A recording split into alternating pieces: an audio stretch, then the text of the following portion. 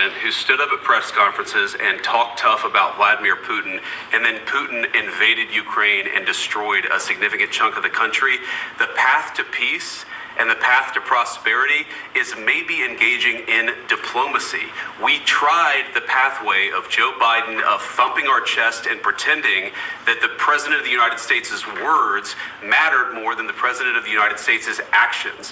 What makes America a good country is America engaging in diplomacy. That's what President Trump is doing. Can I ask you? Sure. Yeah? Yeah. Okay. So he occupied our parts, big parts of Ukraine, parts of East and Crimea. So he occupied it on 2014. So during a lot of years, so I'm not speaking about just Biden, but those time was Obama, then President Obama, then President Trump, then President Biden, now the President Trump, and God bless, now President Trump will stop him. But during 2014, nobody stopped him. He just occupied and took. He killed people. You know what the contact 2015. 2014. 2014 and 2014. 2014. Yeah. So I was not here. Yeah, but That's exactly right. Yes, but during 2014 till 2022, yeah, the situation the same. The people have been dying on the contact line. Nobody stopped him.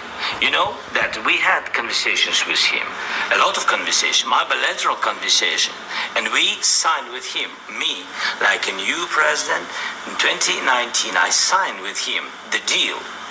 I signed with him, Macron and Merkel, we signed ceasefire. Ceasefire, all of them told me that he will never go. We signed him with gas contract. Yes, but after that, he broken this ceasefire.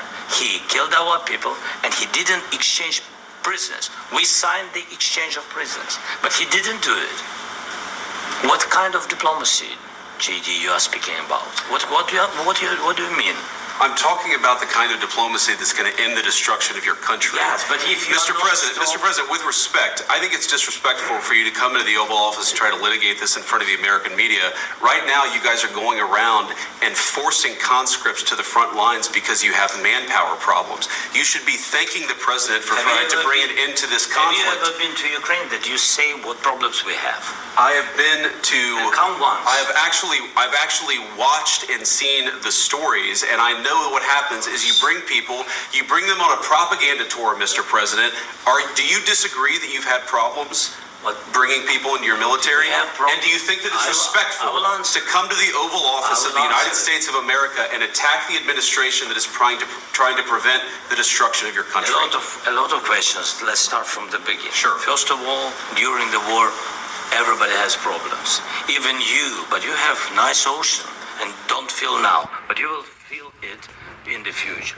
God bless. You don't know that. God bless. God bless. You will not have a war. Don't tell us what we're going to feel. We're trying to solve a problem. Don't tell us what we're going to feel. I'm not telling you. Because you're in no position to dictate that. That's exactly what you're doing. You're in no position to dictate what we're going to feel. We're going to feel very good. You will feel influence. We're going to feel very good and very strong. You will feel influence. You're right now not in a very good position. You've allowed yourself to be in a very bad position, and he happens to be right about it. From the very beginning of the war. You're not in a good position. You don't have the cards right now. With us, you start having cards. Playing cards. Right now, you don't. You're playing cards.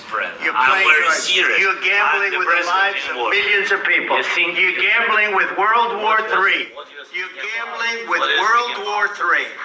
And what you're doing is very disrespectful to the country, this country. That's back to you. Far more than a lot of people said they should have. Have you said thank you once? This entire meeting? No, in this entire meeting, have you said thank you?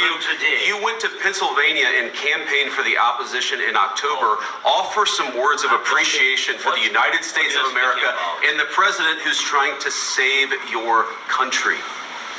Please, you think that if you will speak very loudly about the war, He's not speaking loudly. He's not speaking loudly. Your country's in big trouble. Can I Wait a answer? minute. No. You've done a lot of talking.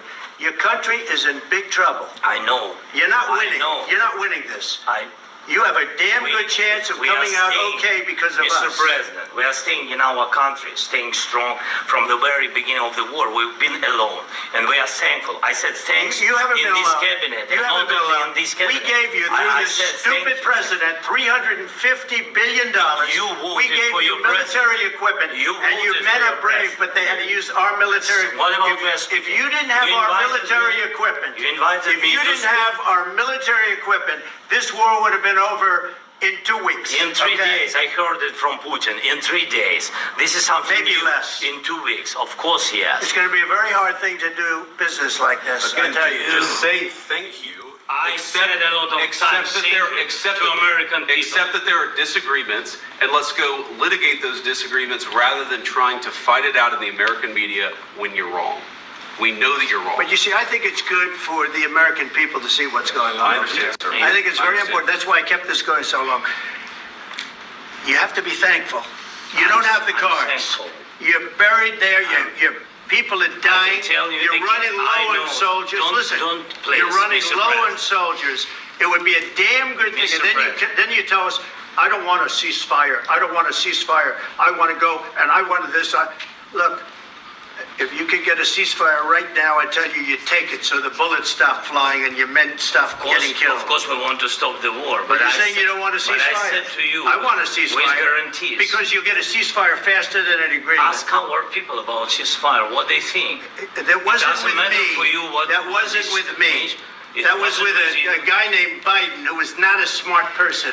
This That is was your, with, this that was is with your Obama. president. It was your president. Excuse me. That was with Obama, who gave you sheets, and I gave you javelins. Yes. I gave you the javelins to take out all those tanks.